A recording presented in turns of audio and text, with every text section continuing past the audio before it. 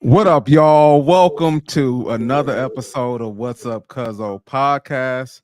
This is episode 21. Can you believe it, CuZZo? We've done 21 episodes. Man, I thought this was number 5 or something. 21? Wow. That's crazy. Hey, man. I don't know about 5, but I was when I counted them up, I was like 21. I was like, yeah, that's pretty crazy. So we almost veterans in this thing. Man. It seems that way. Yeah, man. But I want to welcome you guys to another episode. Again, episode 20. No, what is it? Yeah, 21. Number 21. And man, so how was your week? Week was a week. No, my bad, CuZZo. I disrespected you. My bad. We got Melly in the building. There we go. And we got myself. Absolutely. I don't want to disrespect, man. And we got myself. Marco is in the building. I appreciate you. Indeed. Yes, sir. So again, how was your week? Yeah. Before I was so unruly interrupted. Yeah, my week was, it was a week, Get stuff done, you working, putting all your time and energy into, your family and your duties, So we made it to another Friday. I haven't, went out and got the milk and never came back. So we still here. What's crazy is I never knew what that meant. I know about the cigarettes when it relates to, the white culture. But I had no idea what the milk was until my daughter brought that up. I was like, what? Like, what are you talking about, milk? Right. You know what I'm saying? Yeah. I said, I don't even like milk. But right, exactly. But yeah, man, I'm good. I'm glad, I understand, to your point how it is, you got, things you gotta handle, throughout the week, whatever it is, family, of course, work. We gotta, get that, keep grinding. Similar for me, man. Trying to spend as much time with the youngster as I can, man. And he's in the, the process of learning himself and, learning period, growing up fast. Man, it's crazy. It's pretty crazy starting to say some of them words, oh, that's cute. But then also he's saying some of those words, you're like, hey, man, where you get that from? Hey, man, you telling me no. Right. So, it's amazing, man, to see to do it all over again.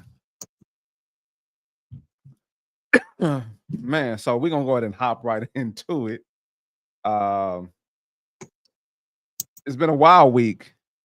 Not only have we had stuff going on, but some other people have had some things going on. We're gonna talk about Luke. Luke had something to share with us. We're gonna talk about or try to update you guys on the Diddy Cassie case. And then lastly, we're going to take a look at the male-female dynamic. So we're gonna go ahead and get started. We're gonna jump right into it. We're gonna have let's see, Brother Luke. Actually, let me see there he is. Luther Campbell.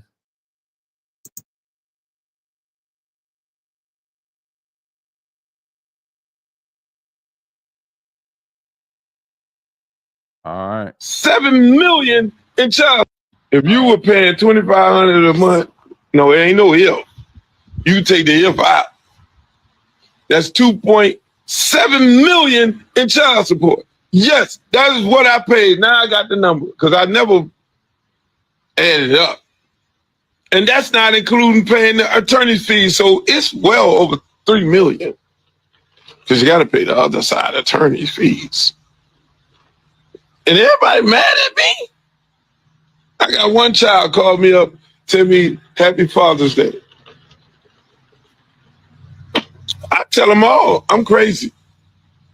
I said, if you hate me so much, won't you change your last name? Nobody wants to do that. $2.7 million. 5 kids. I paid $2,500 a month. And that was $540,000 for 18 years. One of my friend on here added up. It was well over, it was around $2 million. And everybody mad at me. They would not dare call me and say, Happy Father's Day. Because the motherfuckers turned them against me. Hey, which is okay. That's fine. God has a way of teaching people. Look at that. Zeke, you like, oh my God. Because the only thing I'm going to require is you carry yourself in a respectful way and you conduct yourself in a respectful way. And when you come over here in peace. You ain't finna have no liquor with me. You ain't finna smoke no weed in my house. We ain't finna have no motherfucking conversations. And if you feel like you grown, this ain't the place to be.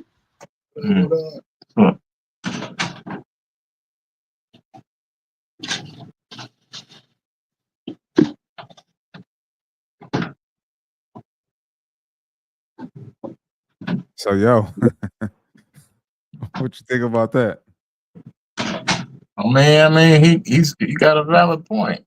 You know, at the end of the day, you did what you was quote unquote supposed to do. So, why can't he, get some type of, love and respect from his children, after the fact, or because of the fact. Let's just say that, understandably so. They might have not all been in the same household, or the mothers, of his children. I don't know how many baby mamas he has, but the mother of his children may not have spoken highly of him in his absence, or, as he was providing, what was required, by, his local, family court. Right. So, it's unfortunate that, some women, let me say some, let me preface it that way, not all, tend to not speak very highly of, their children's fathers when they are no longer with them. In terms of having an adult relationship, they fall by the wayside in terms of speaking positively to their son or daughter about their father, because they don't feel positive about them because they're not with them anymore, So unfortunately, it's a generational thing. I believe 60s, maybe early 70s, didn't do those types of things, 80s, 90s, it's a different era, So, speaking from experience, I understand it and know it to be, a fact that when a child is not around the other parent and they're only receiving, monetary, monies to take care of them, the parent never, lets them know, like, hey, this is from your dad, or hey, this is because of your dad that we're able to do this. They're not going to give them that satisfaction because they're always thinking about what they're doing other than them not being there doing what they're doing. Even though this is what they want to do, you chose to be the 100% parent, or you chose to do it this way. We never had a conversation to do it another way. Right. And if we had that conversation and it didn't work out, we didn't come back to the table to, have communications to, kind of figure out how we're going to do this collectively together, while we're raising a child and not seeing eye to eye because we had a falling out relationship wise. Has nothing to do with the child. So unfortunately, that happens more often than not. We see it, we hear about it all the time. That's going to be an extension of what they call gender wars today. You're going to have women saying one thing and thinking this way, and then men saying, what it is and it being this way. More often than not, you have men wanting to do what they can for their child at that point in time and be there.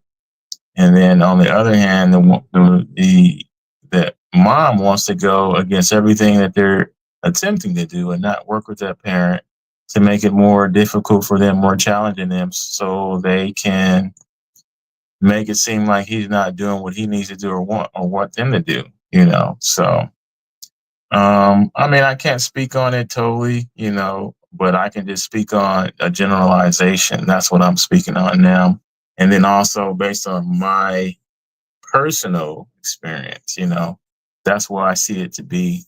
It's not speaking down on the other parent, but in order for the child to experience and have that relationship with the other parent later that wasn't there totally 100% of the time, I think the narrative has to change, between the parents earlier on. You can kind of see that now with DDG and, his baby mama. She's keeping the child away and, he's not able to see the child. I mean, that's just what they're saying on some social media. It could be something different. And then she's saying that, oh, well, he's abusing me, blah, blah, blah. So then you go get a court order and then now you can't come around because now you're saying something that's not even true, And that just comes from a place of, you can say hurt, you can say control, you can say get back. But at the end of the day, only people that hurt from it is the child, So it's a crazy game that adults play. And at the end of the day, if you pawn the child off and only use them as pieces, then, that's what it's going to end up being, and Facts. the person who suffers from that is the child and the father. At the end of the day, the mothers don't care. They don't have any real emotions or feeling about it because they're doing it. They're actively doing it. They know what they're doing, So. And I think that's you bring up a lot of great points. And I think we both could speak to some of this and these type of conversations. Of course, we started this thing to have other conversations, but these are some of the conversations that we have because we experienced some of it, and then also two, maybe we could help somebody else, before they either go through it or while they're in the process of going through it. But I wanted to say, man, it's unfortunate that, I know I can't speak for every man, but I can say that a lot of men have experienced this. They've been forced to pay, child support, pay their hard-earned money, to take care of a child who they wanted to be in their life, but that right was taken away. And it may not necessarily just been taken away by the court, but it's been taken away by the parents, the other parent, because the other parent thinks that that's right. Mm. And I don't know why in their mind they think it's okay and they think it's betterment of the child, but it's not. It creates or it that bond that the parents are supposed to have, both parents, it severs that bond. And then, to your point, you start to hear things that are maybe not as favorable about the other party for whatever reason. They choose to do that. And now whose side are they going to take? Mm. The parent that they're with all the time. Mm-hmm. The parent that they think loves them more. But if you really break it down, do they really love them more? Because they separated them away from, their other parent. Mm. And then now they have this disdain, and now you don't have a relationship with your child and you have to pay money. It's like, okay, I don't care if I don't want to have to pay child support because I want to take care of my kid, but if I am paying child support, then I should be able to have a relationship, a regular relationship with my child, so we can bond as well. And I never, I don't understand why a lot of women do that. Well, you know what? I do understand. It's an emotional thing. Your relationship with her is not what it was before, when they used to say, "Oh, I love you. I'll do anything for you." Right? I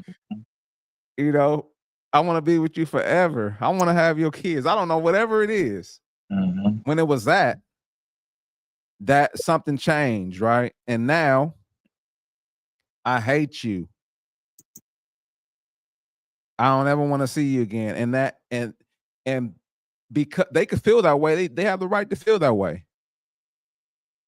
However, this child needs both of their parents. And unfortunately, Luke had to go through what he went through. Others had to go through this same type of thing. And at the end of the day, yes, the father, is hurt, but the father is grown. The father probably figured things out in life, hopefully. But the child is at a tender age where the child needs certain guidance from both sides. And that's been taken away. So, 2.7 million, that's crazy. That is crazy. What he said, he had five children. Yeah. Yeah. $2,500 a month. I mean, actually, that ain't, well, I ain't gonna say it ain't that bad, but I mean, he wasn't paying. Yeah, I ain't gonna tell my business out there, but hey, Yeah, he a star and I'm not, and I had to pay.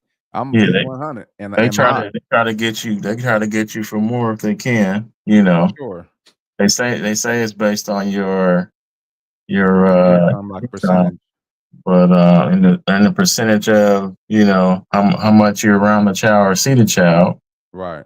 and they don't take into consideration that she's keeping the child from me, or then you got to go to the other court down the street, and put in a petition to get visitation, and then blah blah blah. I mean, that whole situation is just retarded, man. It's set up to, make somebody quit, because no one wants to spend all that time, go through that process, uh, to see a child that they have a right to in the beginning. You have a God given right, to see the child. And 100%. someone that keeps you away from that, it's going against that. And for whatever reason, if it has nothing to do with anything safety wise, then there shouldn't be an issue, But unfortunately, that's what most men have to deal with. If you're not together with a woman, and you guys don't have an understanding, Right.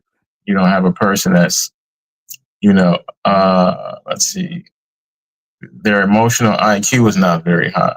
It's Right. if it's low, they're on the low scale of emotional IQ, you're gonna have issues. Just know that. I mean, So let's be real, man. Like the child support is supposed to, help the child, not hurt the relationship. yeah, I mean, that's really, I mean, okay, like I said, if you want to, you be making me pay, right? But it's not supposed to hinder the relationship, and that's what it's doing for, I'm sure, thousands and thousands of people, maybe more, maybe it might be in the millions.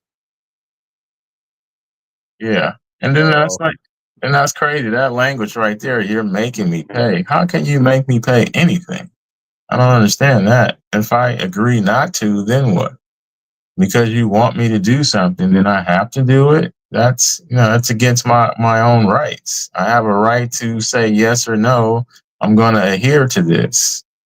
Because you say something does not make it true. You have to prove that I'm not doing this, and I don't have to play your game. Now, had I known how to go about that before, I would have did it that way. Because now you hear all the gurus out there saying, you can get child support taken off, or, you can get it, cut off or whatever. And it's just kind of like, yeah. I mean, I went through the whole thing. I had all those thoughts before. I just didn't know how to go about doing it. And it was like, yeah, you got to get a lawyer, but the lawyer, is going to charge you a lot of money first and foremost. And then they're not going to really get you what you want, because ultimately you don't want to pay child support. Right. But the parents have to deal with me directly, And if they don't want to deal with me directly, then that's on them, not me, So, yeah, man. Shout out to the brother Luke. I'm glad he was able to take care of, what he needed to take care of. But, hopefully one day down the line, children will start to come around and want to have that relationship, with their father. Hopefully it's not at the point to where when he's getting older and older and he's on his deathbed, that's when people usually start to come around and, want to do stuff, So we'll see.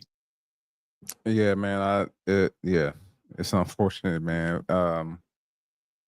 That stuff like this is still going on. I said this before. I think we were talking about something else, but the family court laws need to change. There's so many things wrong with the way things are set up, and I know they're from a long time ago, and the reason why child support was put into place is because there was a different dynamic in the family. The women were staying at home, the women weren't working, things like that. But she's a healthy individual. We both can support and help take care of this child, not just me. And when they start to I don't know. It doesn't seem like they're going to change it, but there's so many things wrong with it. One, this is the last thing I'll say, but you hear about these guys that have been with their wife for years, and then the child needs some blood or a child needs something, and then they find out the child's not theirs. I've heard of quite a few of those coming up, recently. And then you hear, similar stuff like, she was sleeping around with the dude, and then the child's not, and they find out and take a paternity test, find out multiple kids are not his. I heard a story about that recently, and there's no paternity test required at birth. That's one thing that's wrong. And then, the women weaponizing child support against the father that needs to go away. Especially, oh yeah, we were talking about Anthony Edwards, how, when these women, target these athletes and try to come up. And then what happens is, they get pregnant, and then you know what? They taken care of for 18 years. But if they start saying, if he told you he didn't want this baby and you still decided to have it, then you got to fend for yourself. I bet you they'll stop doing as much as they do it. I bet you they will, because what's their incentive? They truly don't want the baby. Because they would have it with some average Joe if they really wanted to have a baby. They wouldn't be going after these athletes. But anyway, I know we short on time, and they're gonna shut down the facility on me early. Oh man. All right. Yeah. No, it's good. It's good. We can figure it out. So here we go. Speaking of family, let's talk about the empire that's falling apart. We got Diddy, the Diddy case, the Diddler case. Let's see. I got a short update from the New York Post that kind of, that hopefully will catch us up as to what's going on. All right. Oh, legal analyst Greg Jarrett. Fox. Oh boy, this is going to get very interesting. Yeah, these jurors were actually required, Sean, to review a binder of celebrity names, a sort of who's who of music and entertainment: Kanye West, Kid Cudi, Mike Myers, Michael B. Jordan, not the basketball player, the actor. It's unclear, really, just how they're connected to this case. And it doesn't mean that they did anything wrong, but their names are sure to come up, apparently, according to the prosecution. So we'll wait and see. But for right now, Combs' defense team is laser focused on weeding out jurors who may have a bias against their client, particularly those who have already seen that horrific video of Combs relentlessly kicking and beating his girlfriend in a hotel hallway. That is the kind of thing you cannot unsee. And some of these potential jurors said, yeah, it's violent, it's scary, it's disgusting. But the judge pointed out that's not disqualifying. The question becomes, can you set aside your revulsion and judge the accused fairly and impartially? Also, these jurors were asked about their own personal experiences with the. You know what? Let me see if I can find another one. Let's see.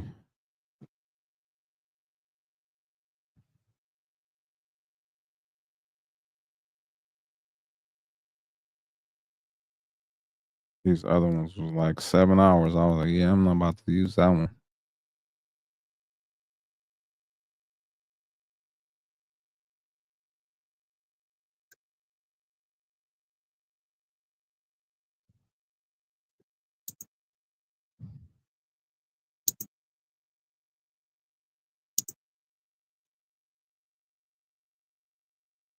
All right. Hopefully this one works. If not, we'll just, wing it, on this particular topic, because I know I've heard a few things about, what's been going on. Could address Diddy's it. defense getting to Cassie. How is her demeanor in court today? To watch someone who is visibly pregnant sort of take deep breaths at times. She's keeping her cool. Honestly, she didn't cry or anything like that. Obviously, early on in the testimony, there were some things that had her in tears. But today, she's been very calm, very measured, especially considering the audio clip that we heard of her threatening to kill someone.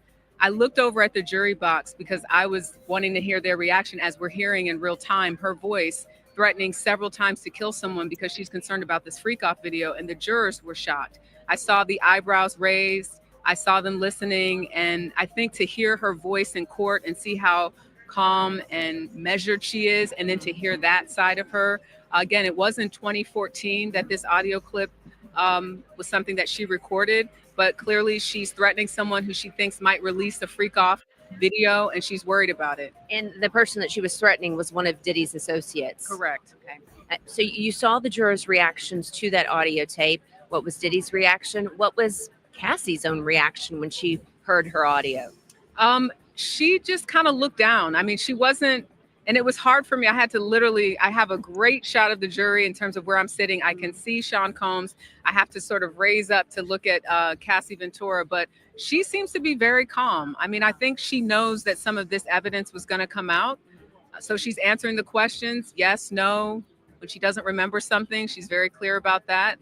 But the prosecution, the defense has been trying to poke some holes into the testimony she gave about the alleged rape that she said took place toward the end of their relationship. How are they trying to poke holes in that alleged rape that took place? The timeline. They're looking at the timeline. They're asking her questions. Well, was it this time or that time? They're also looking at around that same time she was still talking to or dating, as she says, her now husband, Alex Fine. So they're trying to really, in many ways, I think what they're trying to do is question her credibility. So Cassie was asked about receiving a FaceTime from her now husband while she was having. So you said he bought the bottle of beer at 11 p.m. Yeah, 11 p.m. You know you done fucked up, right? Right. You know that? Man, so interesting. This case is interesting, and of course, I don't see any. They can't have I don't think they could film in there, right? So that's why we don't see any stuff outside of sketches from inside the court. But they are able to talk to some people who are inside the court and give interviews like they're doing with the young lady here. But man, I heard a lot of crazy stuff going on, and at the end of the day, I'll just say overall, the stuff that's been said and the stuff that they are talking about, it doesn't really paint him as being guilty. Because they're trying to charge him for trafficking, and he's a freaky a nigga. He's a 69 guy. You know what I'm saying? Mm-hmm. Like he done some freaky stuff, and of course, like the other video. I don't think the other video is included. The one where we did see him like physically assault her. But as far as like trafficking, none of the evidence, you have multiple people come forward. Like Cassie was a witness. I think I'll Be Sure also was a witness, and nothing is coming up as him being a trafficker. Mm-hmm. It's that he just like to do freaky stuff, like her be with somebody, him watch, and all kind of other stuff, pee involved and stuff like that. I don't know what it is with the celebrities and pee, you know what I'm saying? But yeah. So I don't know. What have you heard about it? Well, the little bits and pieces I've heard, I mean, that's just been basically it. I haven't heard anything, diabolical. The real traffickers are not on trial. All the people that need to be there are not there. So he's going to end up more than likely getting off because none of the real information is coming to light. All the real information that they had or that he had, that's why they raided his house. That's my best guess. Right. They wanted to get any and all, tapes that he might have had. So now they can only go with the narrative that they have, and that's just bringing up people that he knows or they know, or who's partying with who, and that's really it. I don't think there's going to be any really bombshells dropped in the case, because this is what it started out to be. This is what it's always been. It's just Diddy versus Cassie, and he already paid her out. So it's just kind of like, you're here, because they called you to court. You're going to say what you say, of course, but you can't, I don't think he'll be incriminated for anything, So after this happens, I don't know. It's tough to say. I don't know why they don't even have this on why is it not being televised? This is one of the biggest cases, of this lifetime. So why are they not, putting this on TV like the OJ trial? Right. OJ trial, they had that thing on every day like it was the NBA playoffs, Right. Hey. Yeah. So, yeah, I think they are using this as a distraction tool. This is just me putting on my deeper level of thinking hat. Other people like to call it conspiracy, but it's just kind of like, if it was one of those things to where they were trying to get him for trafficking and they're not going to get him for trafficking because I think he knows too much and are connected to other people. And then if he gets clipped, then he'll be able to, get other people clipped. And I don't think they want that to happen. So they're going to try to keep it about this freak off stuff. And that's not going to go anywhere. So that's just my thought on it. Yeah, man. I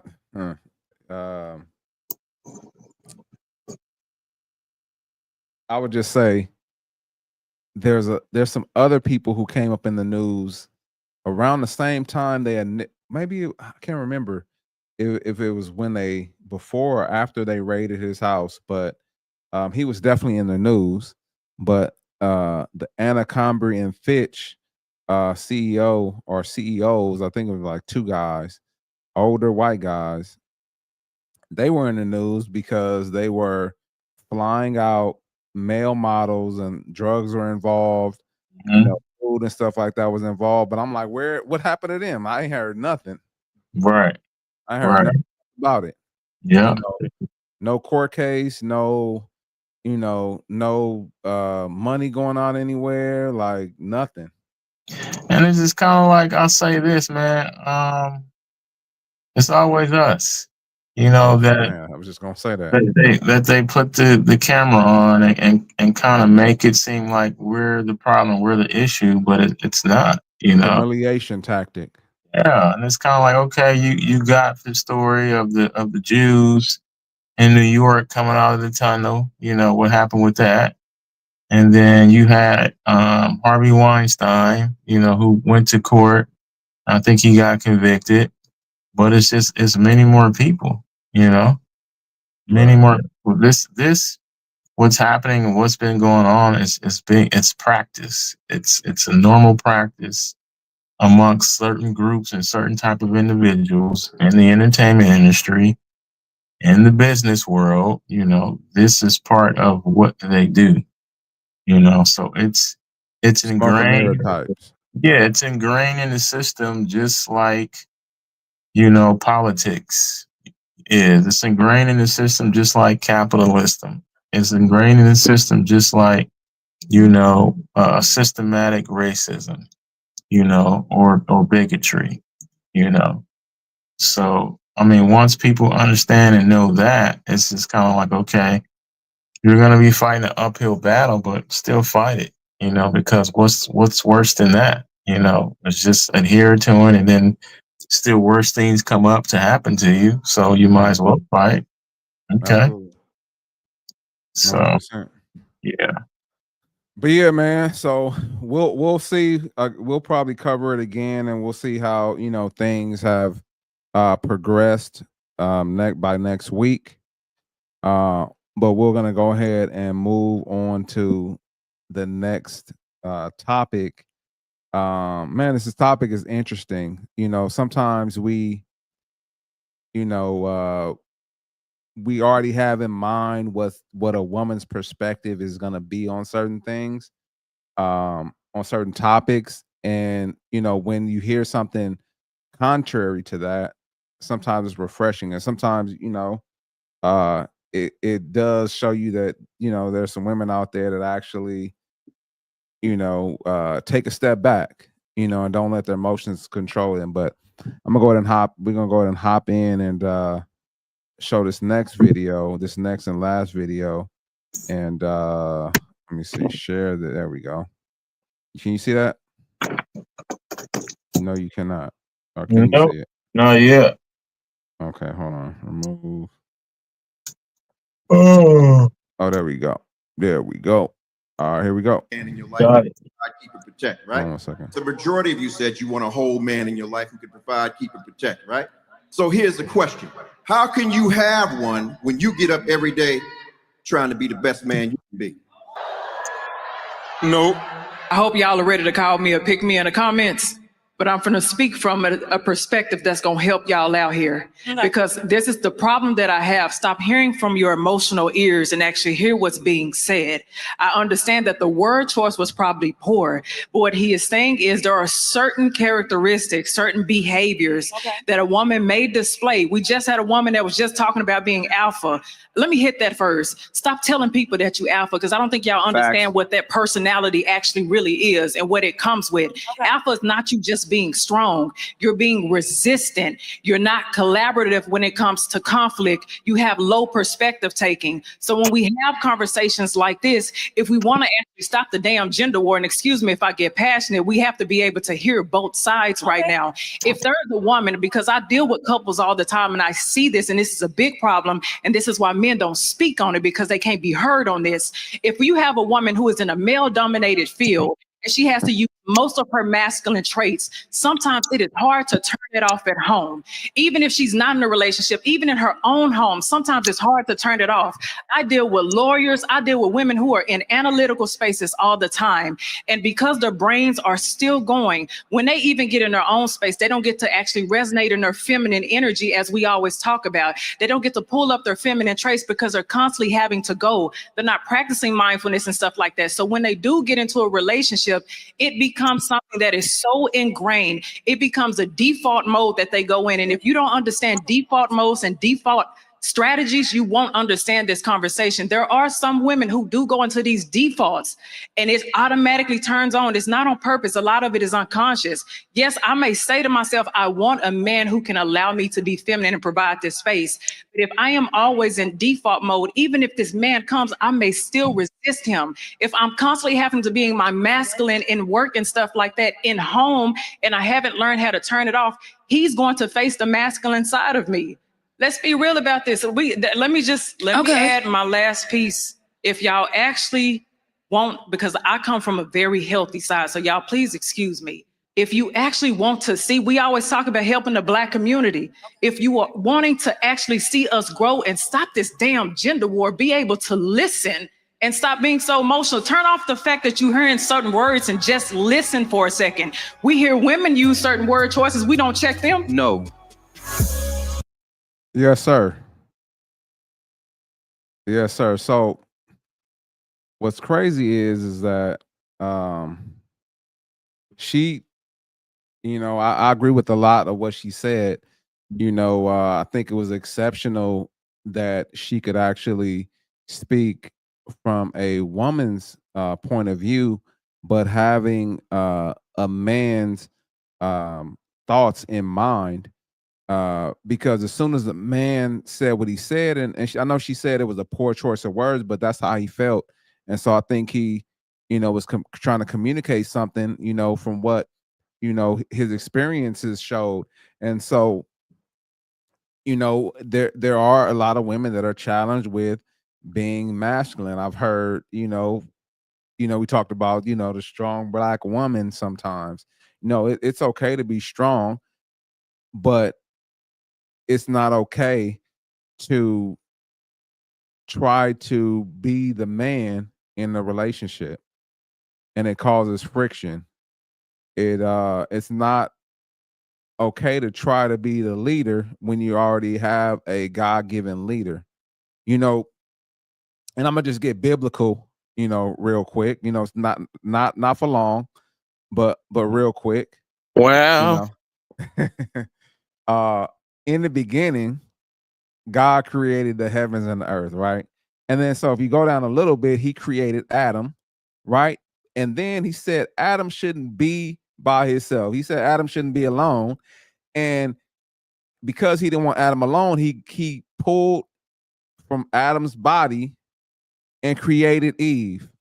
And he created Eve to be a help meet. He did not create her to be the leader over Adam.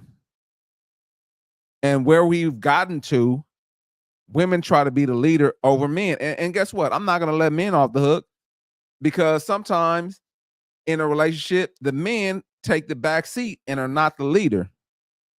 But majority of the times, it's the woman trying to take the lead. And so she, I think she spoke so clearly, and women sometimes when you talk to them, when they get in their emotions, you talked about emotional intelligence, they get in their emotions.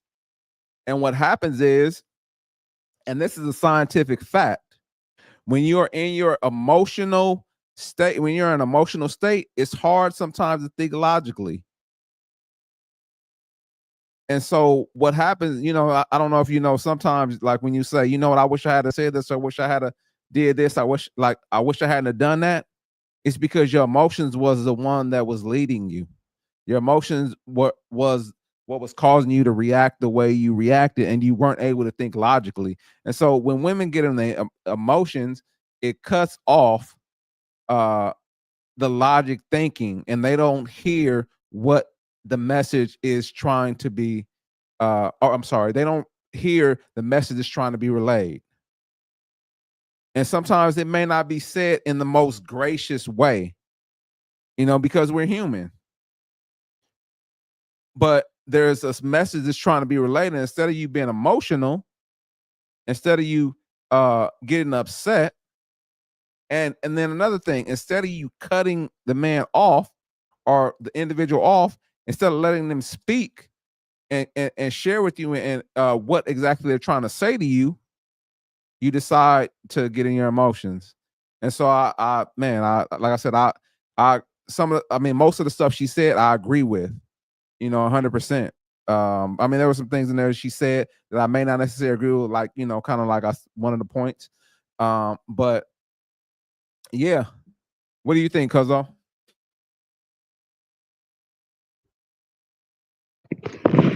Yeah, I mean, she's definitely said a lot of things based on how men think.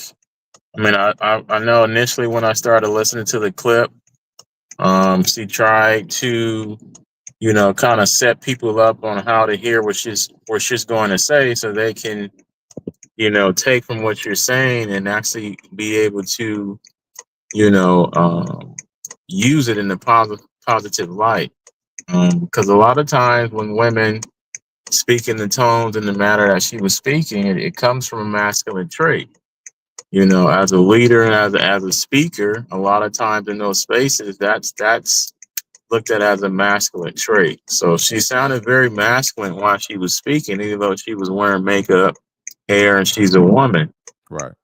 But understandably so, I can appreciate what she was saying and what she was doing, because she is speaking from a place of, hey, ladies, or hey, women, you know, this is what, you know, he's saying, you know, even though he said it, you know, maybe in a poor way because you emotionally heard it, you know, from an emotional place, and not hearing it from a place of, okay, let me sit back and hear what he said, or let me listen to what he said, or let me try to understand it, you know, not from a place of, oh, where you're just trying to, you know, speak illy of me. No, I mean, a lot of times women also have defenses up because that's an emotional thing, you know.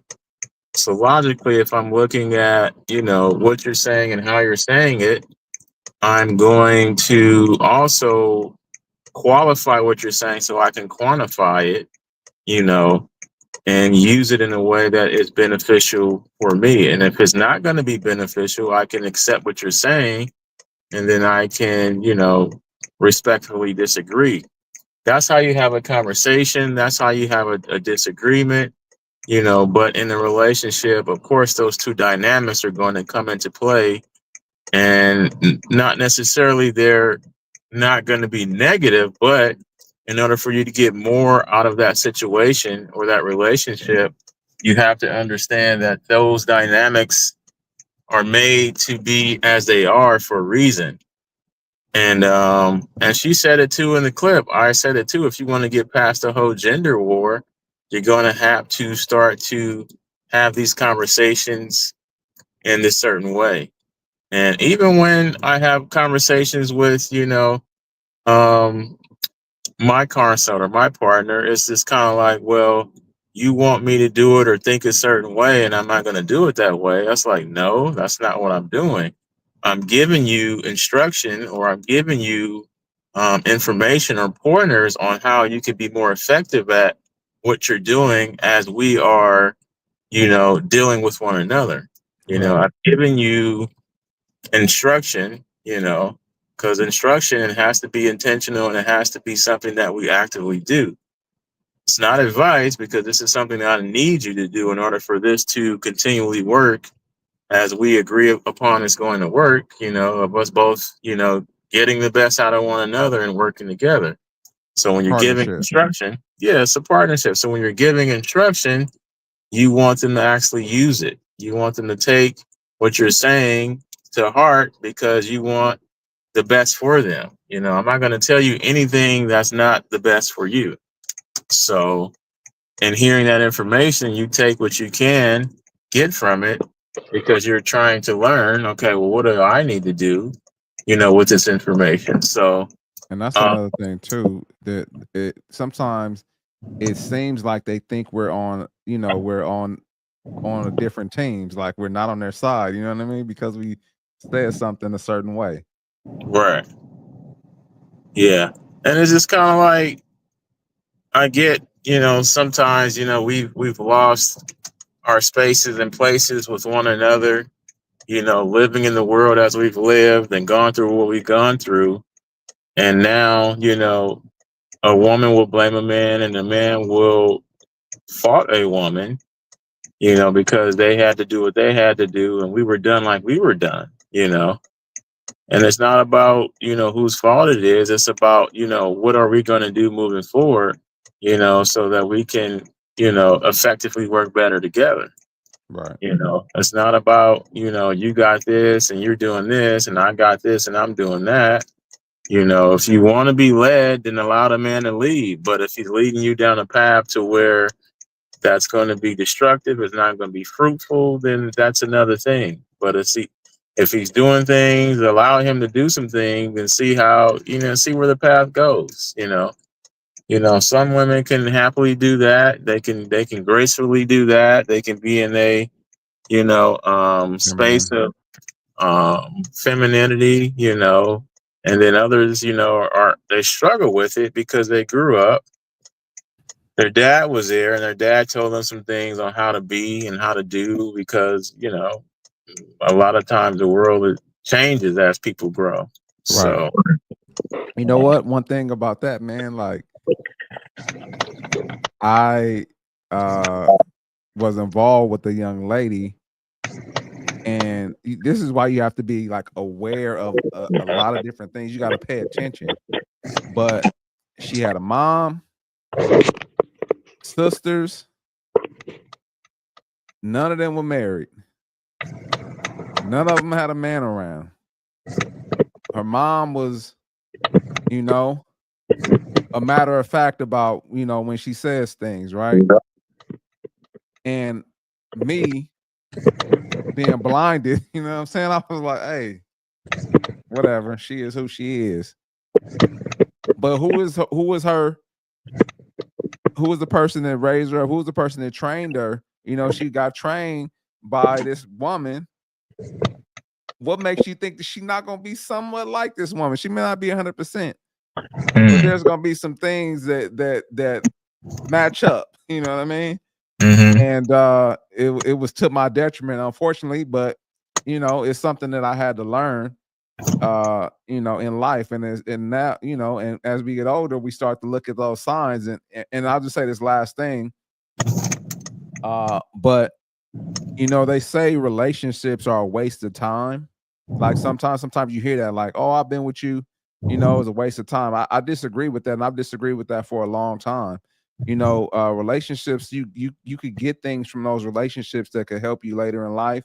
One, helping you find a person that you are supposed to be with, or that you can be with, because you've seen things and traits that you recognize are far off now, that you're like, hey, you know what, that might not be, it may not just be one. I'm not saying one thing. I'm saying multiple things that you may see, that may not be in your favor. And you're like, okay, maybe I should look at this, and maybe I should, vet this person a little more until I, make a decision. And so it's important, man, that we, take a look at that. But I know I kind of got off topic, but yeah, man, I just that made me think about that when you were talking. No, that makes sense because I've actually heard, someone say that on social media. It's like, yeah, if you're dating someone, you look around and you don't see no uncles, you don't see no husband, you don't see no boyfriends, and it's just women. She was like, run. Date a man. Yeah. Like, run. Date a man, for sure. So it's just kind of like, a lot of those things, and a lot of these things, I think we go through. If we had, men around telling us, how to do some things, what to do some things, and how to look for certain things. Right. I think, we would have been different. Better off, for sure. 100%. Better off, but, I don't know that. Definitely, I would think that. I would hope to think we would be better off, but, I kind of look at our family dynamic too, and I'm like, yeah, it's like, okay, we had auntie, we got grandma, and then, it's like, you don't have this, you don't have that, but you got these people, so it's just kind of like, what happened there. And it's kind of like the same story. It's like the same things that happen today, multiple baby daddies, no men around. Right. It's been happening for a long time. It's nothing new. It's just that nobody was talking about it or saying anything, and everybody was just accepting it as it was, because families were largely or big. Now family dynamics are different, Right. And the male and the female are looked at differently. You don't have those same dynamics. You still have some people holding on to that family dynamic on how it was, but it's largely not the same. Right. Do you think that or where do you think that the like things change in the black family from being, because the men used to be there, so it used to be a patriarchal, family. Now, like a lot of black families you see, and I'm not just talking about recently, I'm talking about like 80, like 90s, 80, 90s, 2000s, 10s to now, you have, a large matriarch led, family, because like kind of like you said, like if we look at, grandma, your auntie Kim, you know what I'm saying? Like pretty much Auntie Dorothy, she was the oldest, you know what I'm saying? So she was kind of like Mhm. the head of the family out this way, you know what I mean?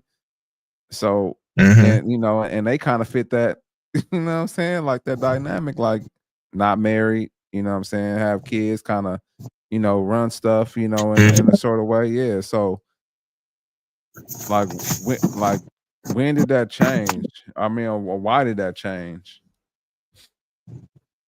That's a good question. That the old adage is that that started to change in the 60s or the late 70s. When cities start to come into play, and you're not going to be able to do this or that. With the man in the house, you got to get rid of the man. That was partially the start of the downfall of the families in our communities. Um, Integration, integrating into, the system itself, not actually, keeping our own things going. A lot of those things and ways happen because of that. I think when you give up control and you don't, allow your family to, move forward in their own right, and you kind of give that away to some other people, you give up your own personal ideologies and your foundations on what made you strong and kept you guys foundation sturdy. So if you move forward, you know, back then, okay, you get with somebody, you guys have a baby, you get married, coming from the South, or, Right. you get the South, you guys got to move because there's no jobs here. So you pick up and move your whole family, west, or you move them to the Midwest or whatever, wherever the work was. It wasn't like, oh, I'm going to leave and not come back. It's no, when we get up and move together, we were together. When you got over here, integrated into the system, then you start having drugs and you're having crime and everything else going on. Now you out in the streets, the street life is happening, and it's like, okay, well, now you're not coming back around. So it was just different things in the ways that I think how the system was built up, and it was built to work against a certain demographic of people. Right. I want to say that if you look at it from that standpoint. So going through all those different plights, women had to be stronger. They had to take on more masculine traits, because if they didn't, then they will be considered, easy prey. You know what I'm Right. saying? Or have multiple children, or be hooked on drugs, or and whatnot. So they had to take on those leadership roles in order not to be, a part of that part of the system. So Absolutely. And we're gonna address that because I was watching this video, man. They were talking about like dang, I just slipped my mind what they were called, the how they, injected syphilis into, the black people back in the day. And then there was another trial that they did, but we'll talk about that later. I don't want to give too much information because I thought it was an interesting topic. We will share it later. But man, yeah. What do you have any closing remarks? Yeah, man. As always, CuZZo, appreciate you, man. Doing what you do, setting up the show in the back end, man. You know, that intro was sweet. I like it. Let's continue, man, to make this thing go, man, and work together. And I appreciate you. And if you out there and you seeing this, you looking at this, like, comment, subscribe, and yeah, get in the comments and let us know what you think. And if you disagree, agree, put it in the comments, man. We'd love to interact with you, and let's keep this thing going. Absolutely, man. I appreciate you for, man, my co-host. You know what I'm saying? We trying to run it up, man. We definitely want to get more people involved in this, man. We may not, have all the knowledge, but we do have our own personal knowledge, and I know CuZZo got a slew of it, man. He is a avid reader, and he tries to get a full understanding of things before he speaks, man. So I know he's coming from he's not shooting from the hip, if I could say it like that. But man, we appreciate you guys for joining us. Shout out to each and every one who's out there. Please like, comment, and subscribe. If something, to CuZZo's point, if we said something that you disagree with, put it in there. Let us know like what your perspective is. And if we said something you agree with, man, hey, give us a thumbs up, man. We appreciate you. Episode 21. We'll see you on episode 22. We signing off.